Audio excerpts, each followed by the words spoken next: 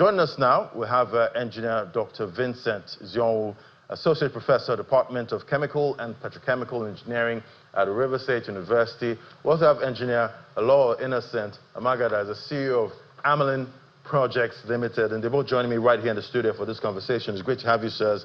TGIF to you both. Thank God it's Friday. Great to have you, sirs. Yeah. Good morning. Thank you for having us. So definitely, yes, this is our #1 foreign exchange earner. At this point, that's the oil industry, and definitely, would hope, or we're hoping that we don't send out much oil, going forward. We refine more, in here, but there's a distribution problem, at this time. We've been talking about that for the longest time now.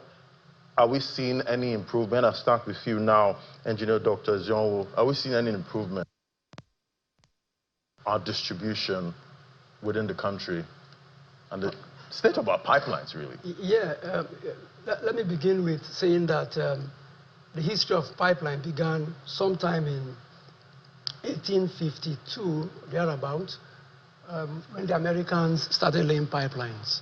And for us, it began in about 69 years ago, and when oil was found at Oloibiri. Beginning from that time, pipelines have been laid. And unfortunately for us, these pipelines are aging.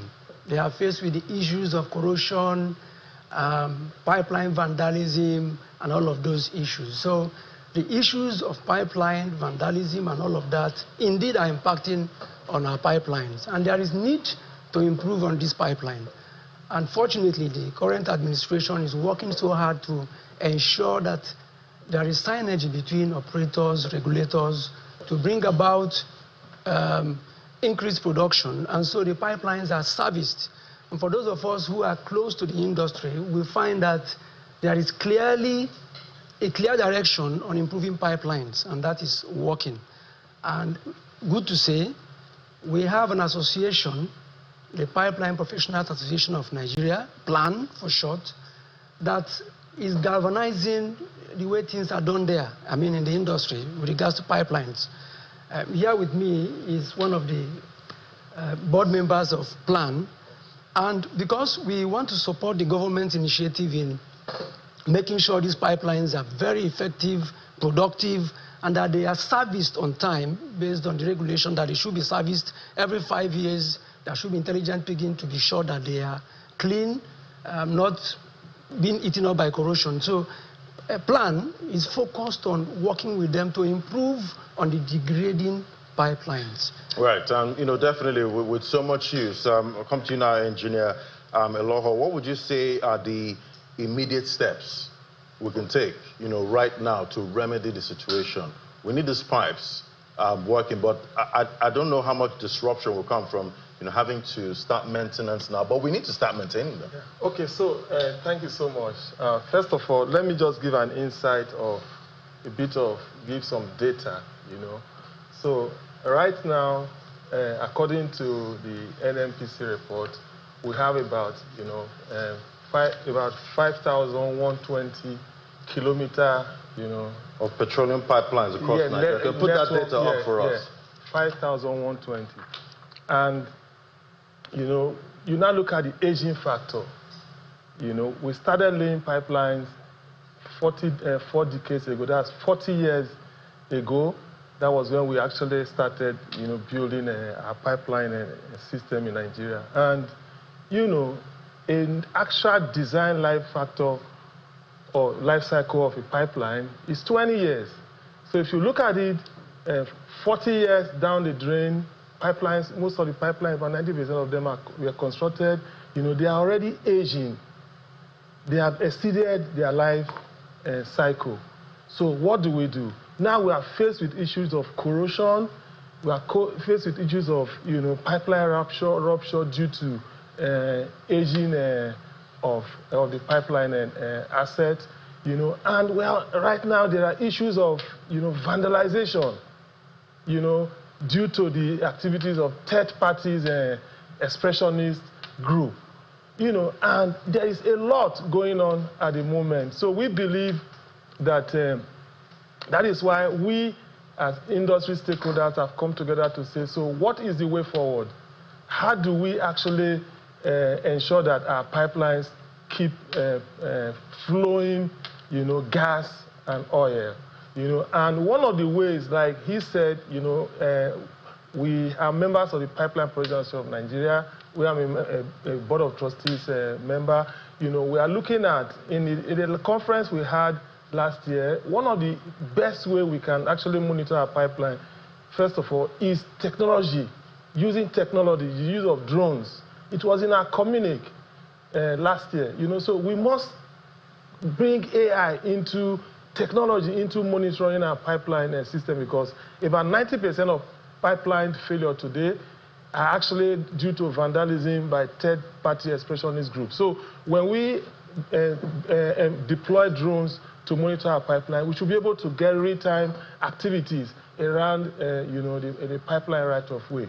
So that is number one. Then two, more investment needs to go into the pipeline asset, because if you don't have more money pop into it to ensure that the pipelines are maintained, then the issues will still be there.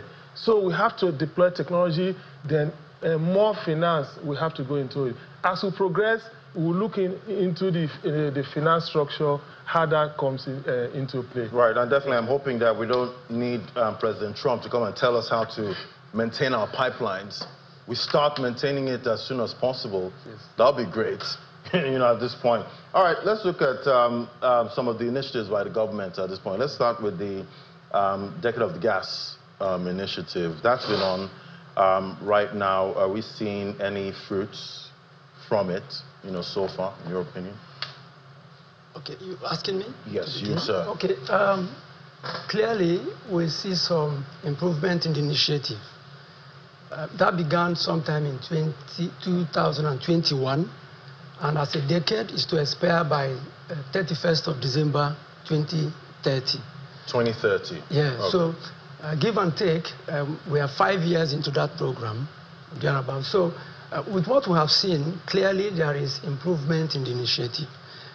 Gas infrastructure, there is a lot of what government has done to put in place pipelines to provide gas, transport the gas. For instance, you have the AKK project that's supposed to move transport gas from where it is produced in the deltas to the north, Kaduna and Kano. So that's an initiative that is indeed doing so well for the country already. And basically, that's why the theme for NIPITES conference this year addresses where we are and where we are heading to and beyond. And that is building robust pipeline systems for the decade of gas and beyond. So in that conference, we are going to x-ray whatever positives we have so far and looking forward to the remaining 5 years and beyond that, what could be done. So experts are going to be talking to us to analyze what progress has been made. So we ask the public to come and hear firsthand from these experts like Engineer Eloho Amagata, who is here, FNSC. Right. And, Engineer Eloho, definitely he did say what we should be looking at for the next 5 years. But I'm wondering, let's say the next 2 years, what can we use as, measures to say, oh, we've seen this level of progress with the Decade of Gas initiative? Okay, so the idea is to ensure that, they boost production by over 50%, and I want to look at it from two perspectives. The first one is the area of, the regulatory frameworks, and the preparatory plans for it. Then the second one is actual achievements on ground. In terms of regulatory frameworks, we have achieved about 90% because, that gave birth to the Petroleum Industry Act, which was actually widely publicized, and every framework, every document that we need is in that act, relating to the Decade of Gas initiative. And the second aspect is the aspect of the actual what is on ground. Today we have the AKK pipeline is constructed, is in progress, the OB3 pipeline, we have NLNG Train 7 ongoing.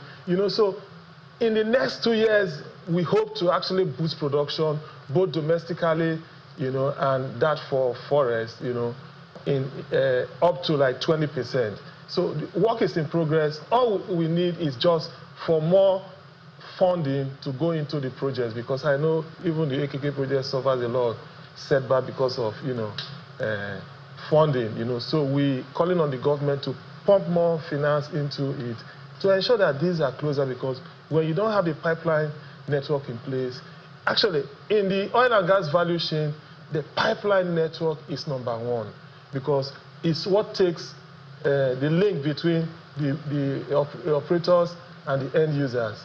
Today, most industries are lacking supply of gas. If you go to most hotels today, they are running on diesel. But what we are saying is, when you have a gas production output, a good one, and you have a good pipeline network system, then your industries are well catered for. So domestically, we'll have enough to use. And I look at the future. I know some time ago, the government started, there was this NIPCO project in Benin, where I was fully part of. The idea there was to get that vehicles to move from fossil to CNG, where they are driven with gas, and also lay pipelines that takes gas to people's homes. If you want to actually industrialize your nation, you must have a good pipeline network system in place. And that is what happens abroad. You can use the gas to cool your house, use it to heat your house, use it to cook. And by doing that, the government is making a lot of money. Now, we had issues recently with cooking gas prices. They soared. Recently, they did try to normalize, but we're hearing there are rumors again that cooking gas prices could go up. And definitely all of this boils down to production costs. It also takes up production costs that's for the producers of different goods at this point. Yeah. And we're still trying to tackle inflation. So I guess if we're able to solve this energy problem, it will act like a catalyst for really driving down inflation and helping our producers be competitive with countries like China, where they don't have this kind of problems for production. Well, let's look at some other issues now. It's still with logistics. Yeah. What's your assessment of the Nigerian Midstream and Downstream Petroleum Regulatory Authority's approval of interim 13 cents per MSCF for NNPCL Gas Infrastructure Company Limited? I'm guessing that's for transportation. Yeah, at this point. What's your take on that? Okay, yeah. So that's transportation tariff. I think it's a welcome development. Like I said, the issue of funding is a major issue, and what this has brought to us is that, why I say it's a welcome development is it makes the system to be transparent, introducing transparency into the system, because over time there have been rumors of this tariff here and there, but this government was bold enough to introduce it.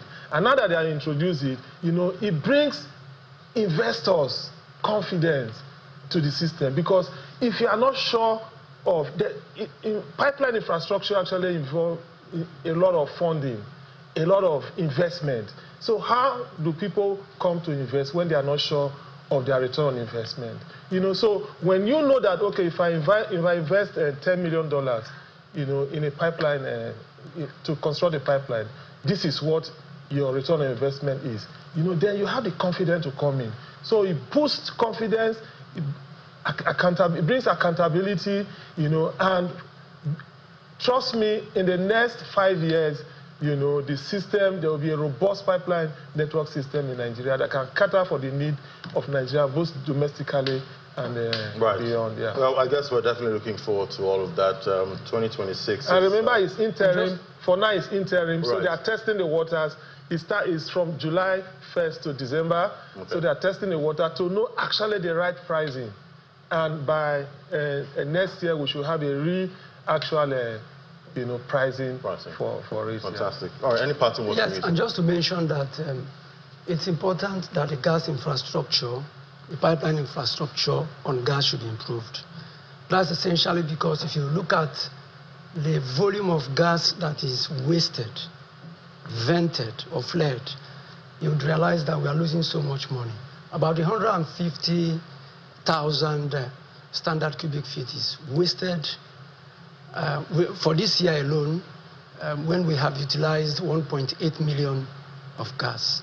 Now, look back, say 5-10 years ago, you can tell how much we have wasted, just burnt away. So it's important that the gas infrastructure, the pipelines, should be improved. So we'll be able to capture these gases, sell them for money. And then the other negative side of it is, if we do not do that so quickly, we will be burning our environment. Yes. Imagine what is happening with global warming. Imagine the flooding because the polar regions are melting away and the waters are moving into the ocean. And we have COP30 already starting. So you can tell. And that's why in the NIPITES conference, we'll be discussing a whole lot of that. In fact, we are proposing a change in the semantic. Flaring, which bears no emotion. We have to change to something like gas wastage for environmental degradation, GWED. Clearly, when you use that expression, gas wastage for environmental degradation, it helps the regulators. It helps all of us as individuals. Gas flaring is fancy. It's fanciful. It doesn't tell you the emotions. It's like saying 20 persons suffered fatality and 20 persons died.